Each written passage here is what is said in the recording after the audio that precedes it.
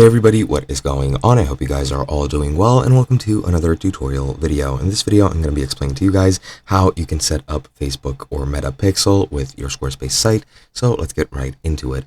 Now, as you can see, I'm on the main page of my site, and I'm going to show you guys what you need to do first before you actually start initializing everything. First thing you should do is get your Meta Pixel ID. So you need your Pixel ID before you start anything.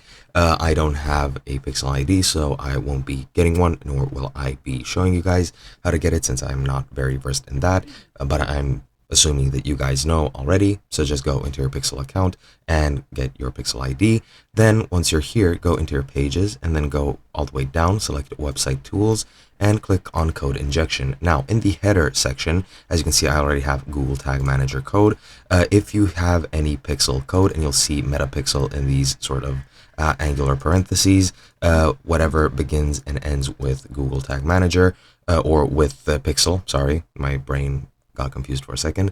If you see Meta Pixel or Facebook Pixel, you just want to delete all the code in between this, and make sure you delete that. And in your order confirmation page as well, make sure all the code is deleted, since you won't need any code to connect it anymore. You just need your Pixel ID because it has its own integration. Now, once you get your ID, go back to the home page and then go over into your settings, then go into marketing, and then you have Meta Pixel and ads. As you can see here, what you want to do is click over here, and as you can see, you just need to add your Pixel ID, and you'll see your Pixel data URL. As you can see, you need to paste it in the data feed URL field in Meta Business Manager to create dynamic product ads on Meta.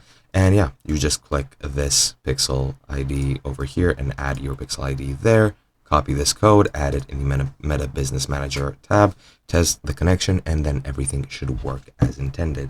And as far as I know, that is pretty much it. Hope you guys enjoyed, and I'll be seeing you guys in another video.